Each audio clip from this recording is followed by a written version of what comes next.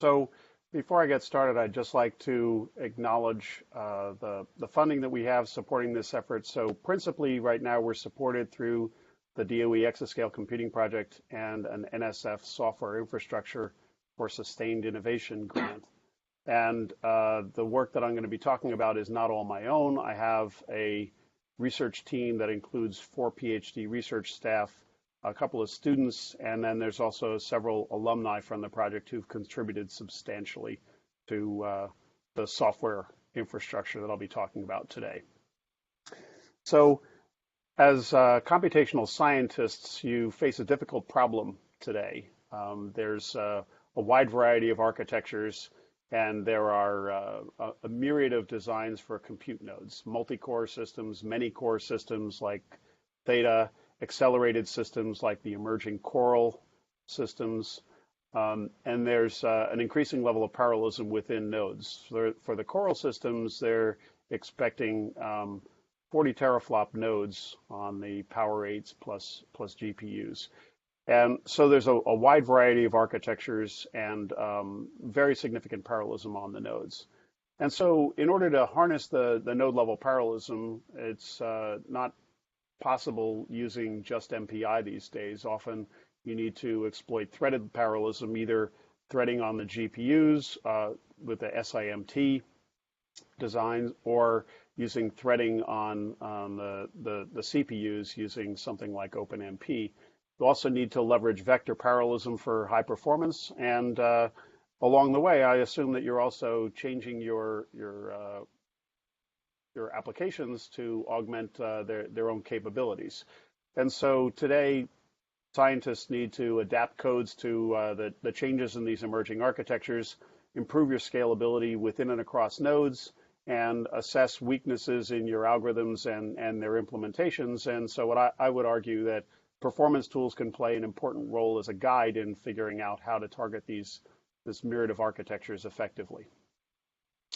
So some of the challenges for performance analysis are that these complex node architectures are hard to use efficiently. So we have multiple levels of parallelism, we have multiple cores, there's instruction level parallelism within a core, there's the SIMD instructions for the short vector parallelism, and then also GPU accelerators.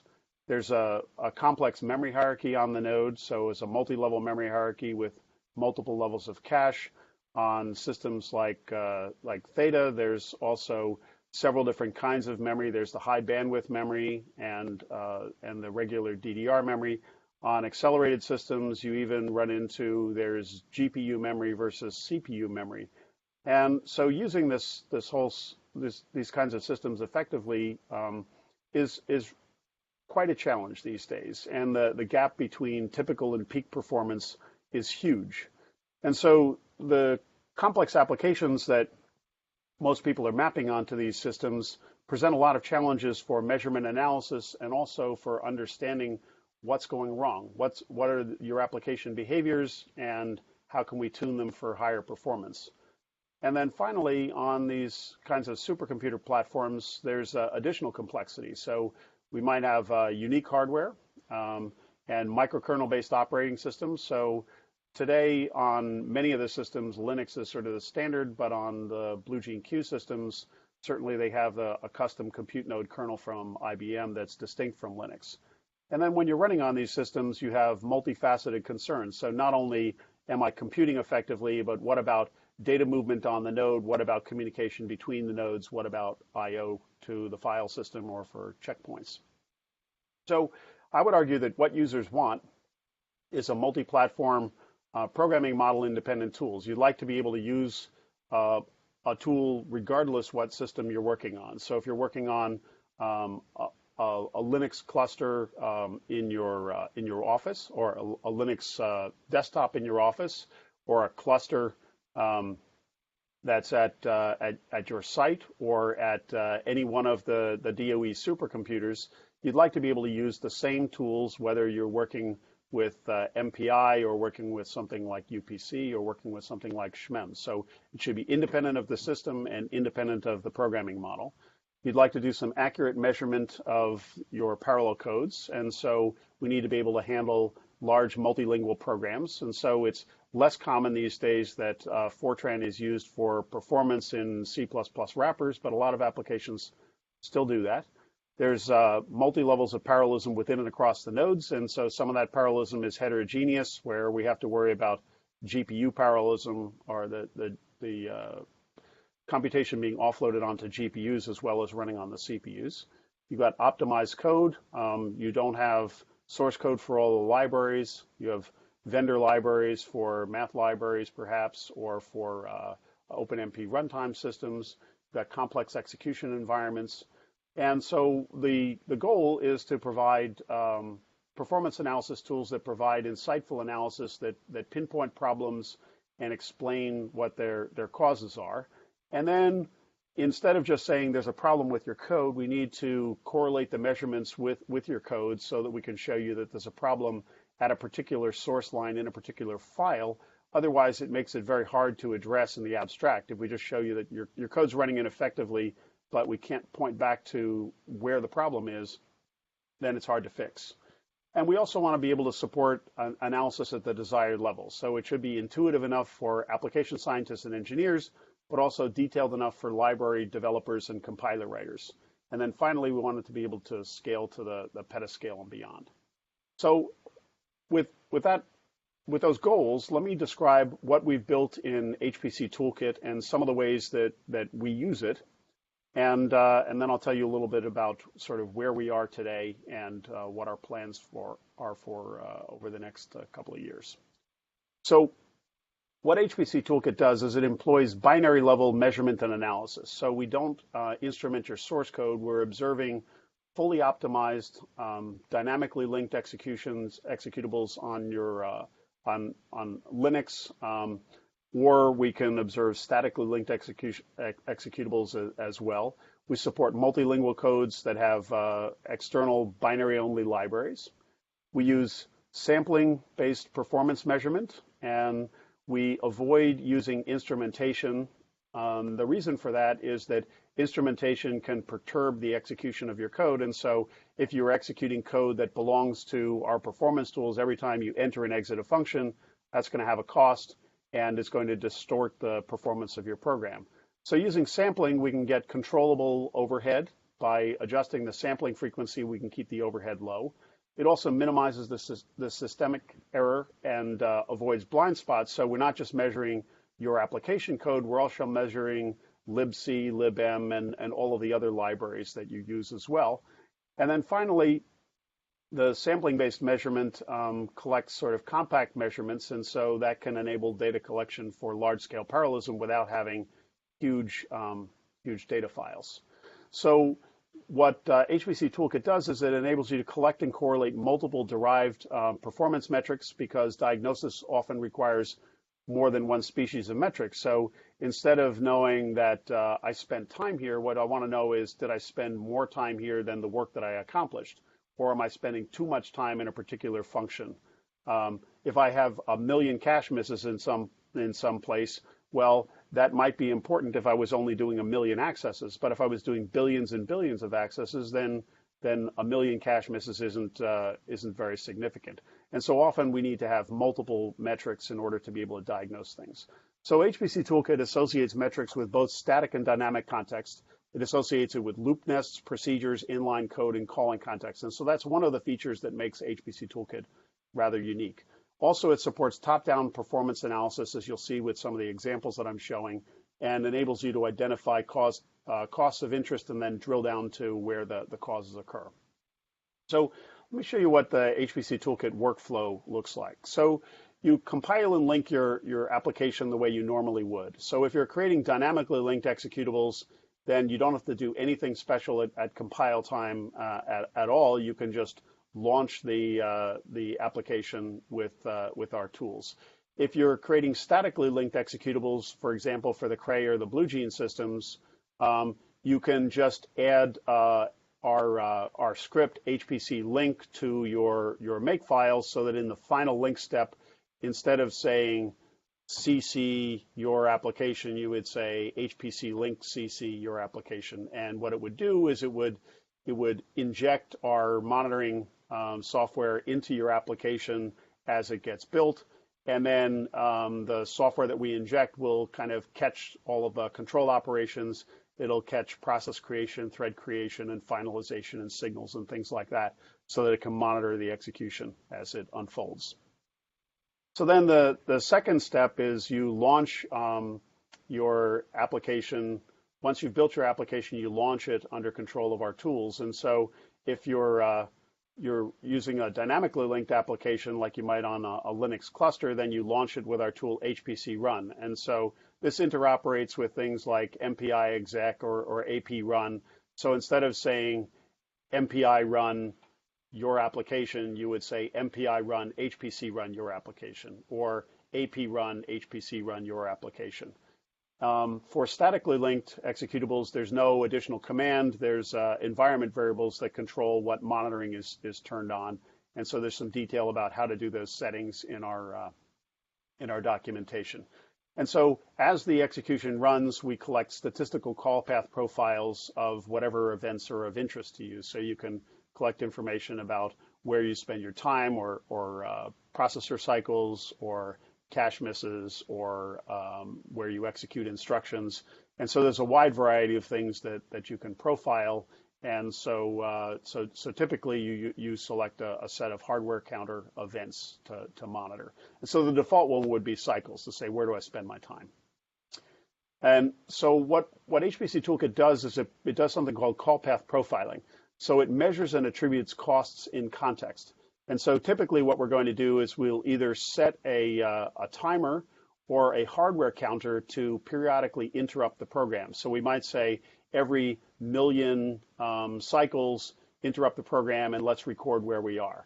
And so what happens is when we get one of these interrupts, we will find that we got interrupted at a particular instruction, and then we will unwind the call stack and find the chain of return addresses. So let's say I got interrupted in a routine C when called from B, when called from A, when called from main. And so we'll collect this call path, this chain that says where I was when I incurred this cost. And the cost might be time, or it might be cycles, or cache misses, or whatever you choose to measure. So we're collecting these costs in a context.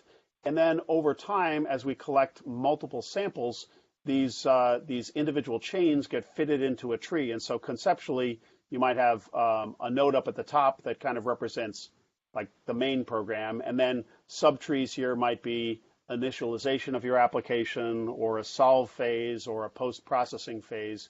And so all of this happens behind the scenes. You don't really worry about it, but this is just the data that we're collecting. And so the overhead of collecting this is proportional to the sampling frequency rather than the calling frequency that your application is calling functions. And so by adjusting the sampling frequency, which now happens automatically behind the scenes, we keep the overhead low without any special effort by you. So another thing that we do is we employ binary analysis. And so the goal is when we do this profiling, we collect these call path profiles like I showed on the previous slide. So that's this tree annotated with cost that says where I incurred cost of particular kinds, like instruction counts or cycles. And then what we want to be able to do is to take all of these calling context trees that represent a chain of addresses that says there was an instruction that was reached through a call site. We need to relate that back to the source program. So what we do is we have a binary analysis tool called HPCstruct that will analyze the application binary for your application, and it recovers program structure information. So it'll analyze the machine code to identify where there are loops. So it'll parse the machine code and reconstruct a control flow graph, and then analyze the control flow graph and identify loops, and then use information that the compiler has recorded in its line map, or information that it's recorded for debugging in the dwarf format. And it uses this information about source lines and inline procedures that are recorded in dwarf to identify loop nests and identify inline procedures and the relationship between them, and then map the transformed loops and procedures back to source code. So essentially what we're doing is we're figuring out how the machine code of your executable relates back to its source code. So that computes this program structure file. And so we now have our call path profile that we collect at runtime, and then the program structure file that says how your machine code in your application relates to the source code. And then we combine these two pieces of information to say, let's take the measurements and combine them with the program structure information. And then you can combine profiles from multiple threads, multiple processes, or multiple executions, and then correlate the metrics to the static and dynamic program structure. So static structure, I mean procedures and source lines and inline code. And the dynamic program structure, I mean call chains that actually occur that we observed at runtime. And so there are two versions of this utility. HPCProf will do this serially, but if you're analyzing a parallel program, you're probably collecting a lot of data, and so we also have a parallel version of this where we actually analyze your performance data in parallel. So you say HPCProf MPI, and you launch an MPI job to analyze your performance data in parallel. And so the result of this is we produce what we call a performance database that contains the measurements in it. And then we have a pair of presentation tools, HPCViewer and HPCTraceViewer, that allow you to explore the performance data from multiple perspectives. So in the source code oriented interface, you can rank order metrics to focus on what's important, and you can compute some derived metrics like scalability loss or waste or cycles per instruction. And then you can graph these thread level metrics over time to see what threads are incurring these costs. And then we also have a HPCTraceViewer allows us to look at the time series behavior in your application. So we're collecting information using sampling, and then we can view your application over time. And so this will all become clear as I show you some examples what our interfaces look like. So the principal way that you look at code is this code-centric analysis with HPCViewer. So what we do is we collect data for all of your threads and for all of your processes, and then we just sum it all together, and then we show you how it relates to your code.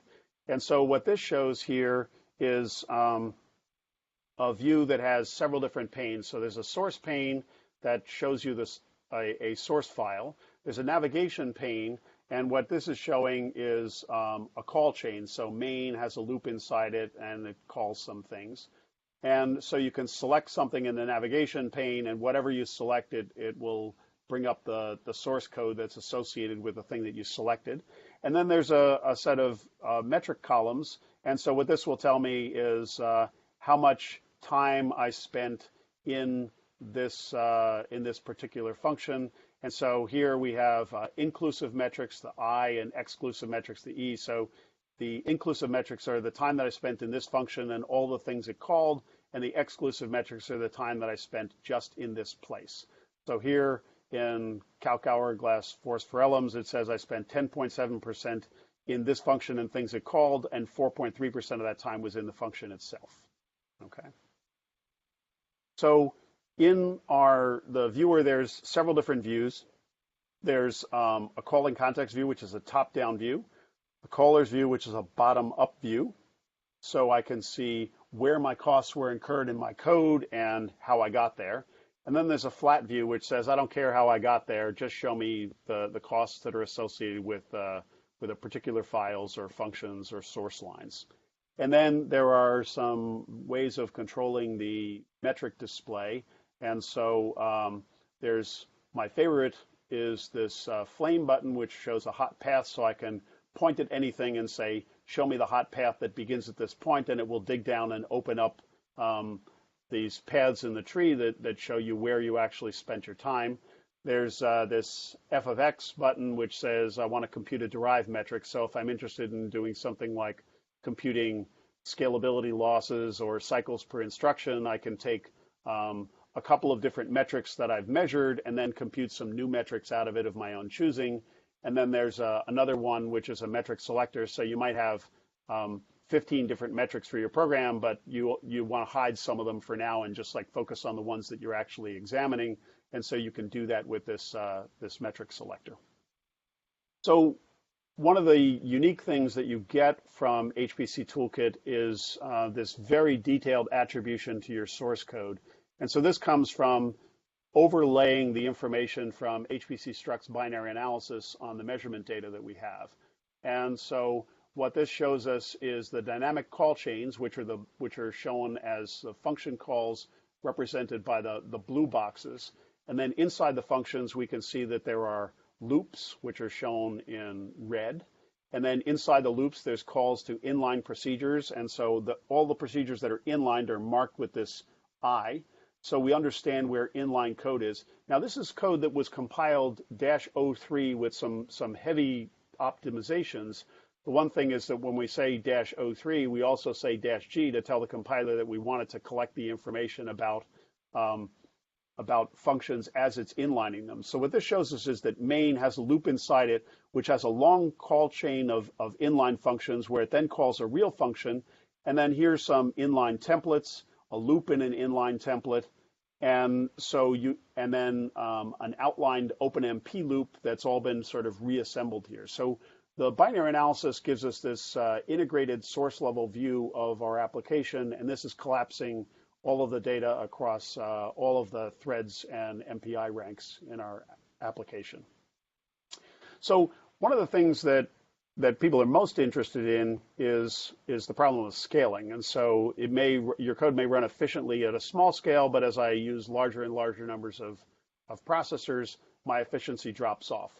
And so what we want to know is, okay, so ideally my efficiency should be 1. I should get the full benefit of every processor. But as I run on larger numbers of processors, then my efficiency starts to drop off. And so then the question is, why is the efficiency dropping off? Well, it could be for all sorts of reasons. And what we'd like to do is provide you with a way of understanding how to identify what the causes of your efficiency losses are. So the goal is to provide some sort of automatic scalability analysis and help you pinpoint the scalability bottlenecks, guide you to the problems, quantify the magnitude of each problem, and then diagnose the nature of the problem. Well, the first 3 we have covered. We can show you where the problem is and how much it hurts, but diagnosing exactly the nature of the problem, well, that's where a little bit of art comes in, and you'll see that with the example that I show you. So that's the part where you need to invest some effort. Is we can show you where the problem is, but how to fix it is something that you're going to have to figure out. So if we're running on a large-scale application, it's hard to figure out what the bottlenecks are. And so the issue is that modern software uses many layers of libraries. You might have like a climate code where a main program has modules for simulating land and sea ice and ocean and atmosphere, and then they're calling MPI, and each of them may call MPI wait if they're communicating inside these modules. And the performance is often context dependent. So it might be the case that we spend a lot of time waiting for communication inside the sea ice module, but not in the other modules. And so this is why we need this calling context information, because knowing that we just spent time in MPI wait isn't going to help us fix the application. What we need to know is that the waits inside the sea ice module are the ones that are causing the problem. So when we're monitoring your application, we don't know what the bottleneck is. It could be computation, it could be data movement, it could be synchronization, but the constraints we have are that we can't collect too much data, and we don't want to interfere with your production runs, and so that's going to limit what we can do at runtime. So the way that we approach the scalability analysis problem is we understand that you have expectations for your performance.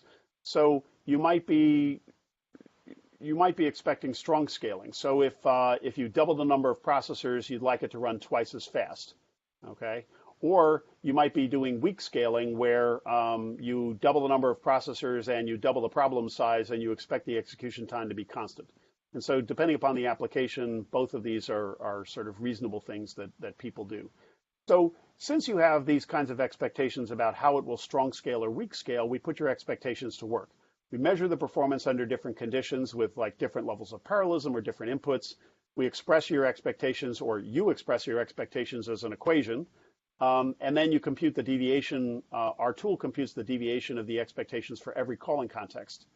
and then correlates it with the source code, and then you can explore this interactively. So I'm going to show you an example of this and show you how powerful this idea is for understanding the bottlenecks in your application. So at a high level, what we're doing is we're collecting these calling context trees. So let's say I first run it on P processors, and I collect this calling context tree, and so the intensity of the colors here represents, say, the cost that's incurred in each of the nodes in this calling context tree that represents where your application spent its time and how much cost was incurred in each context. And then we run it on a different number of cores or processors. And so then you have some different attribution of the costs. And so then what we can do is subtract them and say, well, what's different? And then we can look at the differences. So for instance, if we're doing strong scaling, so we're taking the same size problem and we're running it on a different number of processors. If we spent 400K units of time in the solver on P processors, then when we go to Q processors, we want it to run faster, but we don't expect it to spend any more time in the solver. So if it spends more time in the solver, that means that the solver is not working as efficiently. So when I'm talking about time here, I'm actually talking about sort of effort.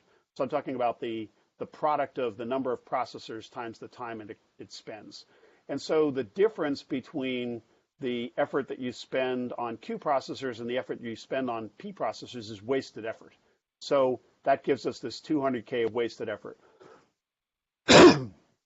So if we look at this wasted effort as a fraction of your total execution time, then we have a fraction of wasted effort, and we can turn that into a fraction of scalability loss. So I'll show you how this works with an example next. And then if you're doing weak scaling, you just add some coefficients and you can do the same kinds of analysis. So let me show you an example. This is a little older example using the Flash code that was developed at the University of Chicago.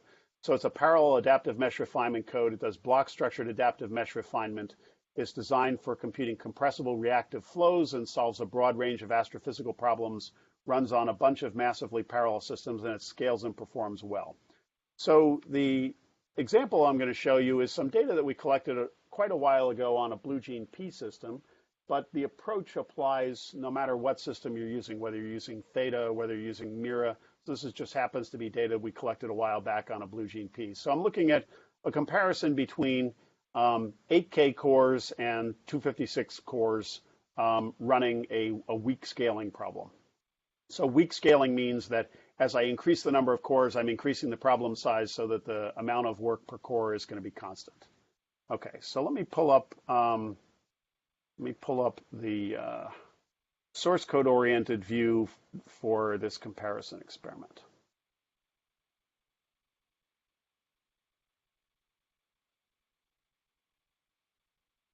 Okay. So what this shows is I've got a couple of different columns here. So one is the amount of time that I spent in an MPI rank as part of a 256 core execution. And then in other columns, I have the amount of time that was spent in a core on an 8K core execution. And so this is a weak scaling experiment. And so since the amount of work is proportional to the number of cores, then in fact, the number here, which is telling us the total amount of time I spent in the application execution, that this number should be the same as the time that I spent on a single node of the 8K core execution. So the fact that there's a difference here tells us that there's a scalability loss. So let me show you how to use the interface first a little bit. So what I can do is I can say, all right, so I click on this and it shows me, this is Fortran, so it shows me that this is program Flash.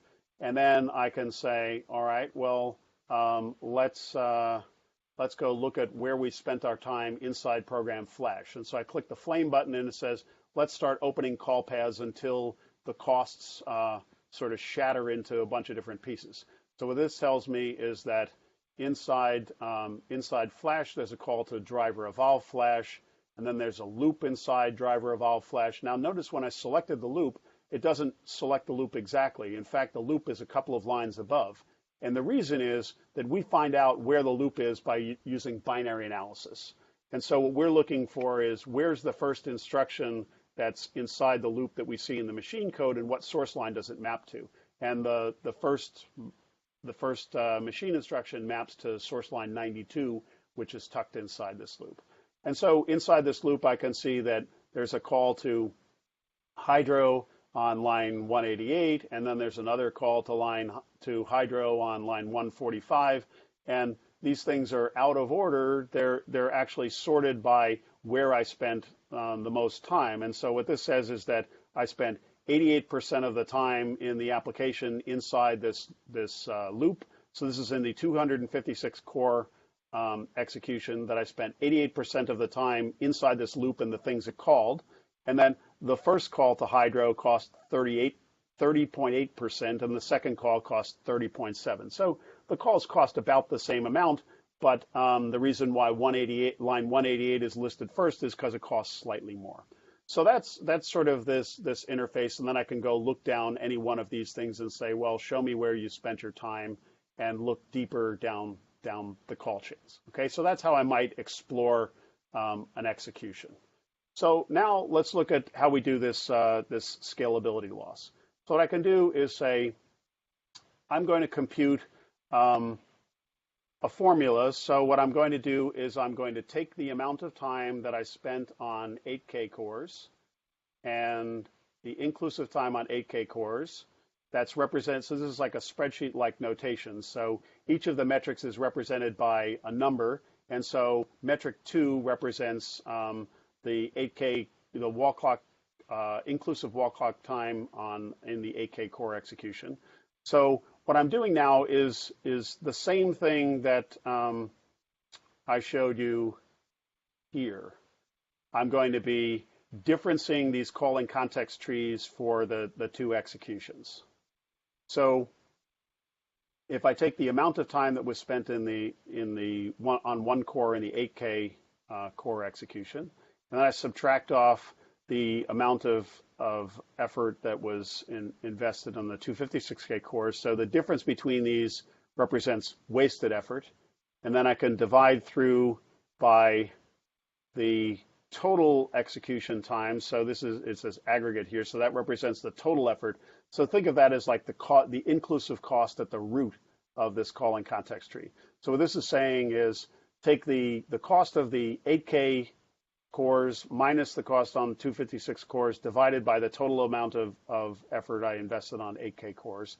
And so the first gives me wasted effort, and then this gives me the fraction of wasted effort, and I can multiply by 100, and that gives me percent wasted effort, which is exactly the same thing as percent scalability loss.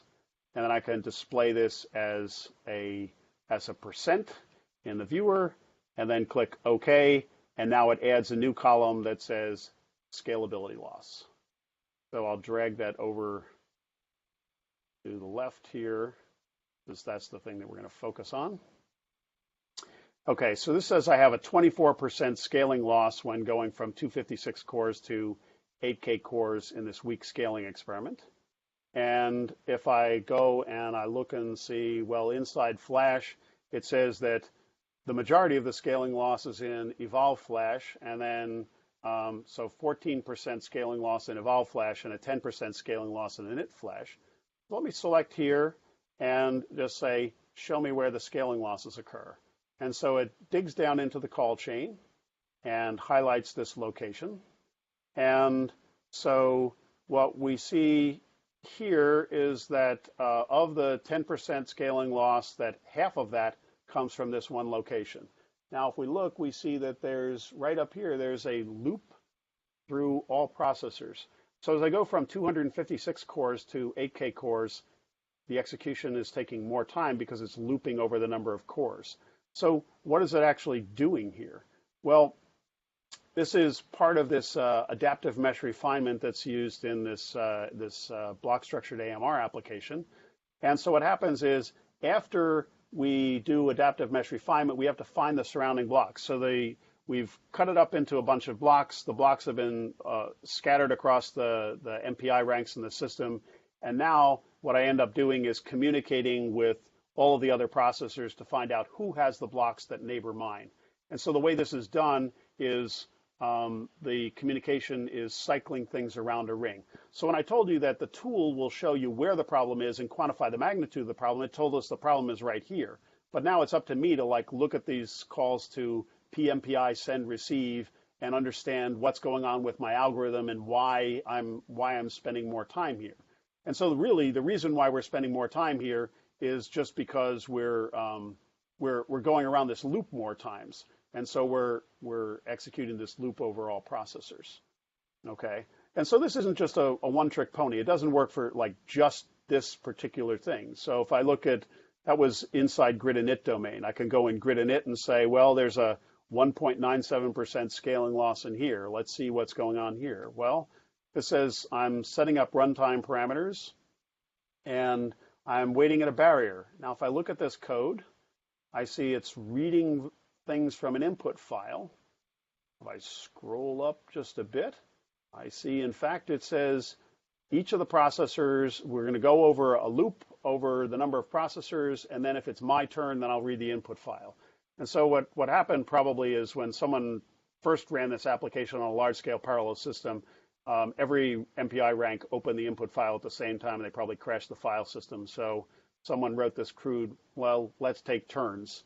And for this benchmark version of the program, it turns out that taking turns on reading the input actually contributes to a measurable scalability loss. So you can identify these scalability losses, and it doesn't matter what the root cause is, that the tool will just show you that there's a loss. Okay. So then I can go to the caller's view, and I can look and find out where I spent my time on 8K cores.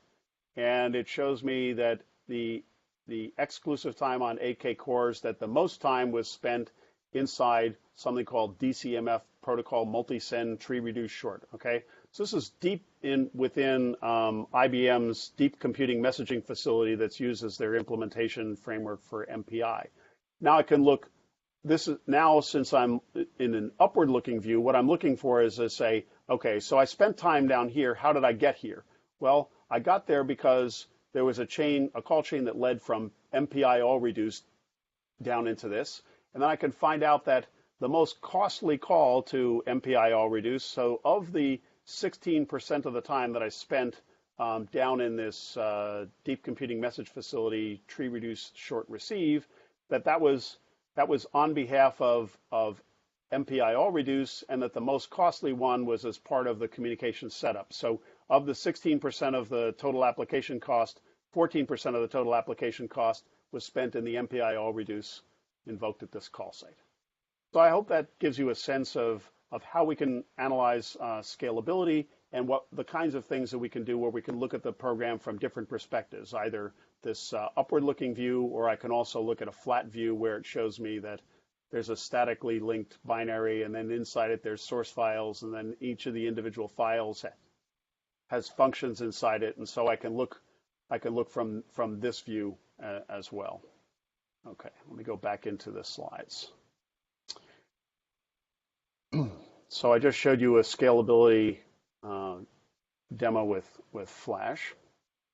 So armed with the information that came from our analysis, Anshu Dubey and the Flash team at UChicago was able to correct the problem. And so initially what happened as we increased the number of nodes, the time for this fine surrounding blocks construction went up linearly. And what they realized is that, in fact, they didn't have to do this cycle things around a ring, that each of the processors could just interact with processors in their neighborhood, and then they could develop a scalable version of the algorithm. So what this shows you is that if you have the information and you're willing to put in the work to figure out how to improve your program, then you can get some nice improvements in scaling. So another thing that you can do with HPCToolkit is to understand the temporal behavior of your application. So profiling compresses out the time dimension. So things like serialization are invisible in profiles. So what can we do? Well, what we do is we trace call path samples. So the idea is that n times a second, we're going to take a call path sample of each thread to say, where am I now? And then at t plus delta t, we say, where am I at t plus delta t? Where am I at t plus 2 delta t? And so what we end up with is this sequence of samples, sequence of call stack samples for a thread. And then we see for every other MPI rank and every thread in the application, we're going to collect this sequence of samples. And so then what we want to look at is how the execution evolves over time. And so in our viewer, it showed right to left. And what do we view? We assign each procedure a color that shows like what each thread is doing. It's in one thread might be in a procedure that's that might be in function A, and another thread might be in function B. And so what we do with these call chains is we look at these call chains at different depths. We have a visibility plane, and if you lift it all the way up to the top, then you'll see that everybody is in main or things that main called for the entire execution. And then as we move the visibility plane down, we're revealing more and more level of detail within the application. So let me show you how this works. I'll also bring up the Flash application. And so this is a time series visualization of the Flash application. Very uninteresting. It's all green. So the horizontal axis is time, and the vertical axis is MPI ranks or threads. And so this is a 256 core execution. And what it shows is that for the entire execution, all of the cores in the execution were in Flash or in the application Flash, or things that were called from the outer level routine, the main program Flash. So now what we're showing here is that at this cursor location, that crosshair is 61 seconds into the execution on MPI rank 98, and this is the call stack at the cursor. Now, if I move down one level in the call stack, I can do that by just clicking here, and it says now move down to level 1. What that shows me is that now we have two different colors. And so the left here represents driver init Flash. And if I select over here, then I'll see that the color over here represents a call chain that involves driver evolve Flash. And move down one more level. So we're doing top-down analysis of the program. And so now we see that there's several phases of the initialization, and then there's this iterative behavior that happens through the evolution phase. And we can see that there are these larger iterations that have a purple stripe, and then there's sort of inner iterations that don't have the purple stripe. Okay, move down a little more, and we reveal more and more detail about the application. So you can zoom in on any of this as you like. And so when writing an MPI application, your expectation is that that all of the MPI ranks are going to behave similarly. And now what we see here is by this width of the blue, what we find is that this particular phase, flame RH jump, that means that some of the processors, the ones that have this long blue bar, are taking longer in this phase than some of the ones that are shorter. And then what this brown indicates is that this is an MPI barrier. The brown represents an MPI barrier. And so what this says is that everybody waits at a barrier until the last processor arrives. So what you can see here is in exquisite detail what's going on each of the trace lines represents the activity on one rank or one thread, and then we get to see the activity over time. And so I can look at it at the whole application level, or I can zoom in on the detail. Now, if I just look at some of the details of the iterations, it turns out you can learn interesting things from this as well. So let me zoom in vertically a bit. So anytime we see something where it's got kind of a very sharp vertical line, that typically means that there's a collective communication in the program. So here's a case where we have an MPI all reduce. Now what this shows is that different processors are spending different amounts of time waiting in the all reduce. So why would that be? Well, if we zoom in a little bit and look at what's going on here, well, what we'll find is that the processors that spent more time waiting in the MPI all reduce, in fact, didn't participate very much in this prior computation. So the processors that do more computation here spend less time waiting, and the processors that do less computation here spend more time waiting. So the load imbalance, so basically the amount of time that you spend waiting at the collective communication is a function of the load imbalance. And so the processors that have perform more computation in this guard cell prolongation computation early in the computation, that an imbalance in this computation results in waiting at the collective communication. Now, armed with this information, you might say, well, okay, I have a better way that I might distribute the load so that we don't end up with some kind of imbalance here in the work. And then that can result in a more efficient computation by spending less time waiting in collectives. Okay. So that's how you get to that's how you can use this time series behavior to see what's going on in your application. Okay, now back to the slides. So I showed you that. Okay, so now one of the things that we've been working on for a couple of years is support for OpenMP. So a challenge with OpenMP is that the compiler does some significant transformations on your executable. And so it outlines functions from your user functions, and then it calls them from some strange place. Like the worker threads are invoking some outlined code that corresponds to parallel loops. And so the user level calling context for the code in the parallel workers is not readily available.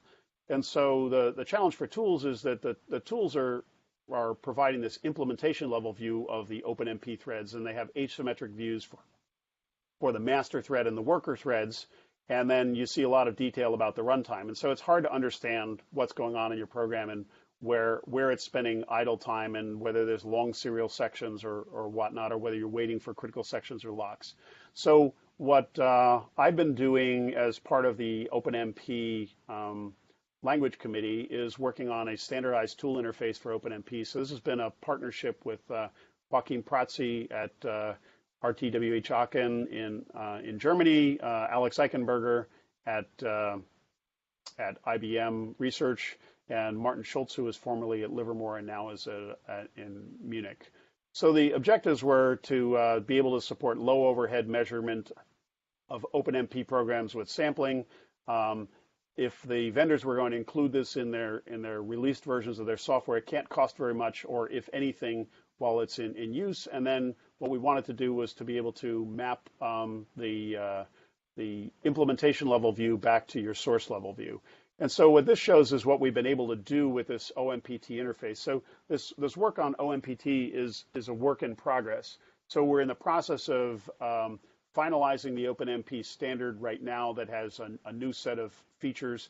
So we've been prototyping the tools, prototyping the features, and looking at applications all at the same time. And so it's in a little bit of it's in the midst of a change at the moment as we're trying to finalize it all. So what we can see here is now, instead of seeing this strange view where we have worker threads and master threads, we're able to put all of this back into like a user level calling context and see the costs that are incurred executing functions that have been outlined by the compiler and running in parallel across a number of threads.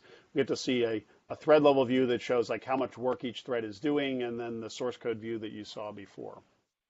So this is showing a trace view for an algebraic multigrid solver, and what this is showing is this gray here indicates that OpenMP threads are idle, and then you can see that each of these colored bars represents an MPI rank, and then the OpenMP activity is only coming in little bursts where someone had an OpenMP parallel region and all of the worker threads got busy, and then the worker threads went back to sleep while the master was running some serial code. So this is showing this on a larger execution. So this was 12 nodes. Each had 2 Xeon Phis, and so it had 48 MPI ranks, and there were 50 threads per rank. And so if you look at this, it shows you that a lot of this time, almost all of the time in the application is in fact spent waiting.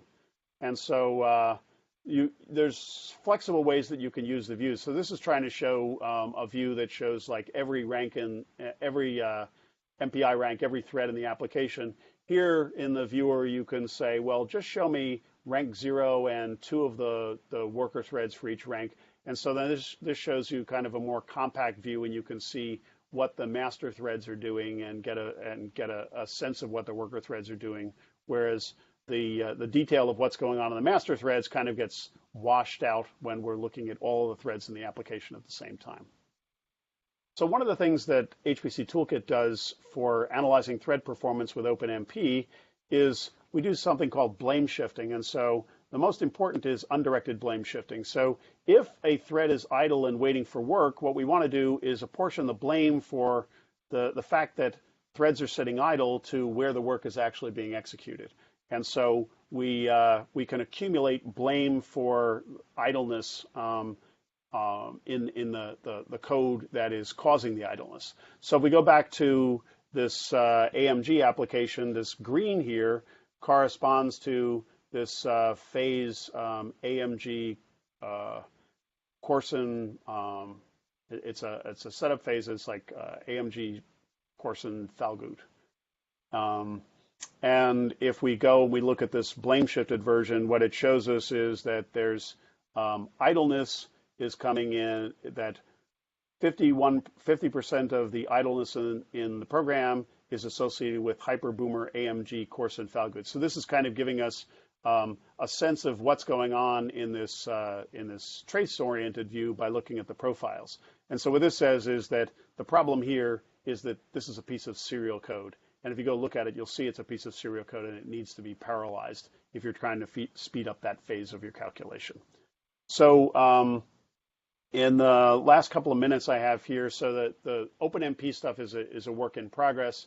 And so at present, we don't have something that we can release at Argonne with the OpenMP support that we've built into our tools, because we've been in the middle of adding the support for OpenMP plus accelerators. And so our goal in the next week is to actually have something that we can release that reveals our OpenMP support again. So just to give you a couple of capabilities that we're in the midst of rolling out. So one is that you can not only monitor the application, but you can also monitor the kernel execution. So you can sample call stacks all the way into the kernel.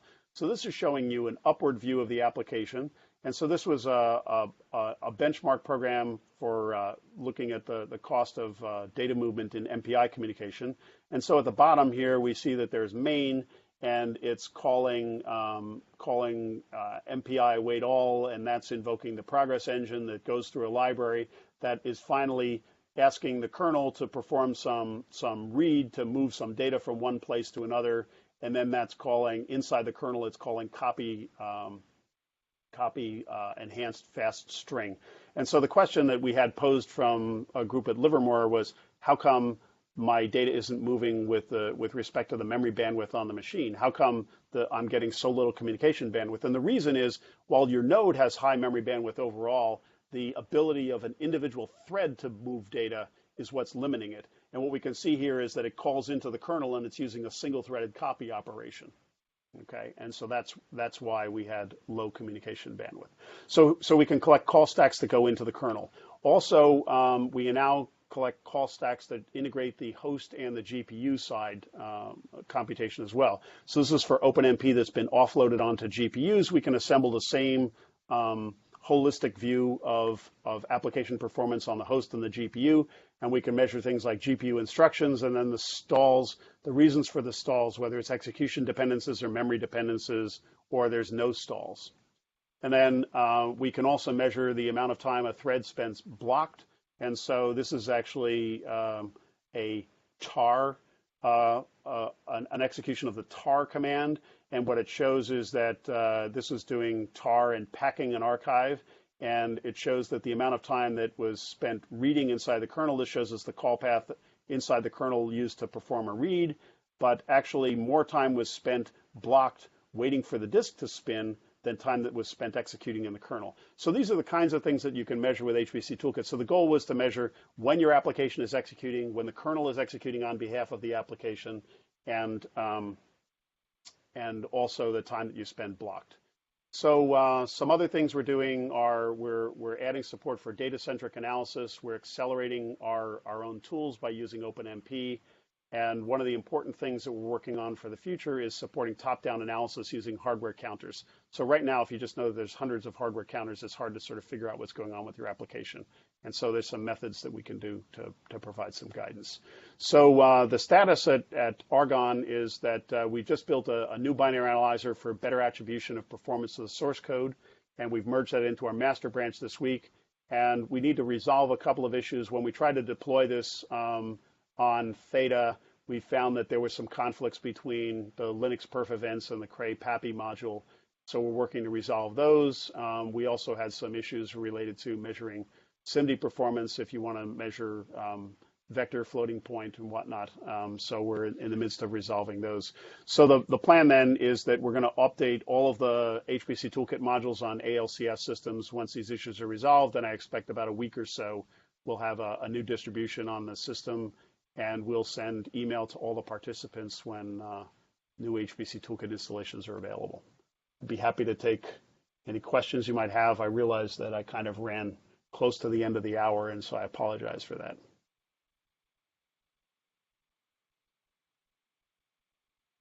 Turn on the video. Yes, I think we have a question on the chat. So the question is, since MPI and OpenMP is work in progress, can I still use HPCToolkit using one thread per rank in my MPI plus OpenMP code, or HPCToolkit will not be able to handle the OMP pragmas even if there is no real thread spawning? No, actually, so you can use HPCToolkit with MPI and OpenMP today. The thing that's a work in progress is giving you this unified view that provides a source level view of your OpenMP. So right now, if you just use our tools on an MPI plus OpenMP program, what you would see is the difference between a master thread and worker threads. And so we want to make that go away. So you can still use the tools, and I've been using them almost daily in sort of tuning our tools using OpenMP without the benefit of this OMPT interface. So that provides sort of a sugar on top, but it's not strictly necessary.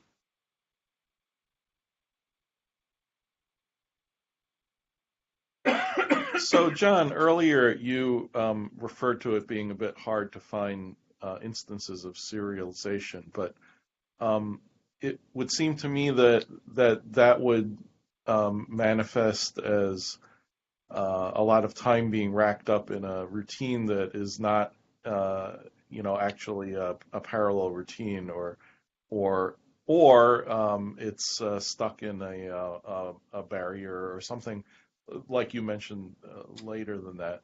Well, so if you were looking at this AMG code, what you would find is that you actually spent a small fraction of your time in this Boomer Corson Falgout. In fact, this is like since there's 8 threads.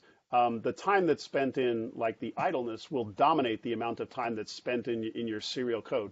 So let's say I have 5,000 MPI ranks and I'm waiting for rank 0 to do the IO. The time that's spent waiting will dominate all the time that's spent in rank 0. And so that will look negligible with respect to everything else. And so unless you highlight that this is the problem, this is the reason why everybody's waiting, unless we point out that that's what you need to pay attention to, it looks like an insignificant cost overall. So the blame shifting. That's right. We need to shift the blame and show you who's responsible, not just I'm sitting here waiting.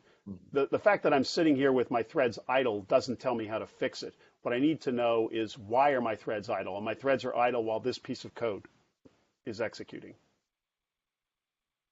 So we have another question on the chat. A general question: I have been trying to decide which performance tool to use. What is the main difference between Tau and HPCToolkit? That's a very good practical question. Okay. and I'm sure that John may have some vested interest in HPCToolkit. Yes.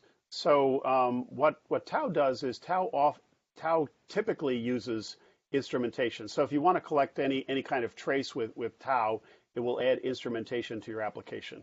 And so what that means is you need to set up Tau in to integrate with all of your make files and switch to use the Tau compilers, the Tau wrappers around the compilers where it will add instrumentation to your application. Now, one of the places where instrumentation really makes a big difference is if you are analyzing things that are built with, say, C++ templates. So the kind of view that I showed here, where you get to see the performance throughout each level of this call chain, and you get to see loops and inline functions and whatnot. If you try to do this with instrumentation, experience with a quantum chemistry code was that the Tau group slowed down the application by a factor of 30 by putting instrumentation into all of these little template wrappers that turned into inline code. So by using sampling and then analyzing the machine code to recover this structure of inline code, we can do this at a much lower cost than Tau. So I would argue that the information that we're presenting is more faithful to what the underlying application is doing. And then second, the capabilities that I was just telling you about earlier about the kernel sampling and the thread blocking and whatnot, Tau has no support for anything like that. So to be fair, while what you said about that is absolutely correct, but it does do sampling as well. So it does, but you can't get a view like this from sampling. That they will do sampling and then they will show you a bit about the dynamic call stacks. And you'll have no view of inline code or loops. Yeah, inline code is always difficult to deal with. Mm-hmm. Are there any other questions? Oh, Marcin thanks you for the answer. You're welcome. So I apologize that we don't have our brand new distribution of HPCToolkit rolled out on the system today, and I think that the version that'll be rolled out in a week will be a substantial improvement over what's there right now. And I would encourage you to give it a try, but wait until we roll out the new distribution because it's got a lot of these cool features like the support for the Linux perf events and using frequency-based sampling and multiplexing that make it so much easier to use these tools. So we have one more question. Do we still need to compile with -G along with full optimization? So HPCToolkit doesn't require that you compile -G. The thing is that the compilers don't record any line information if you don't compile -G. So what we can do with HPCToolkit is say, you spent your time in function B, but that's shown as like line 0 in the file. So we can't map you back to the source code in any way that's useful. So what you'll find is that if you add -G, so for instance with this one, this was compiled with the Intel compiler, and so we added -G with full optimization, and so you can see that there's a whole bunch of inline functions and inline templates. So adding -G just provides you with more information for the mapping, and it's not really going to hurt you with performance if you add an optimization option as well.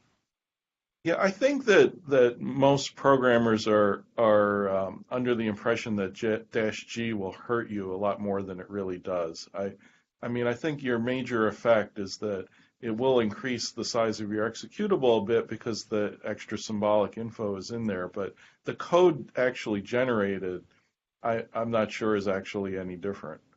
There are some small differences, like it may use base pointers for functions instead of using stack pointer relative addressing, but those have sort of minor effects on the runtime cost. Overall, the impact of -G is insignificant, mm-hmm. and you get a major benefit from it. So one more question. Are capabilities of HPCViewer available via some command line interface? Right now, we don't have a command line interface version of HPCviewer. What we found is that really being able to look at things from multiple perspectives was really important. So we originally we had a version that would do this, would sort of line things up with assembly code, and we found that using the GUI interface worked a lot better. So you could either use the GUI on the systems that like Theta at Argonne, or you can copy the database to your laptop and download a version of the GUI that runs on your laptop under Windows or Mac OS or Linux, whatever you're doing. Yeah, I think that's a really good suggestion, because if you don't have a good bandwidth connection, then you're still running everything locally. I do performance analysis on the airplane using local copy on my laptop. Mhm. That implies that your seat spacing is big enough to actually open your laptop, though. That it does.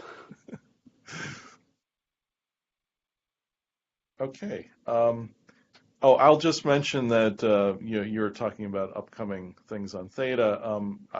This week I added a module to the module setup for HPCToolkit, so it's easier to start using by just doing a module load HPCToolkit. Yes, and we need to add the man path to the module as well. Oh, and, okay. And so based on the new features that we're rolling out, the frequency-based sampling and the multiplexing, we'll work with ALCF to update their web guide for using HPCToolkit on the ALCF systems. And hopefully this should all be rolled out in a week.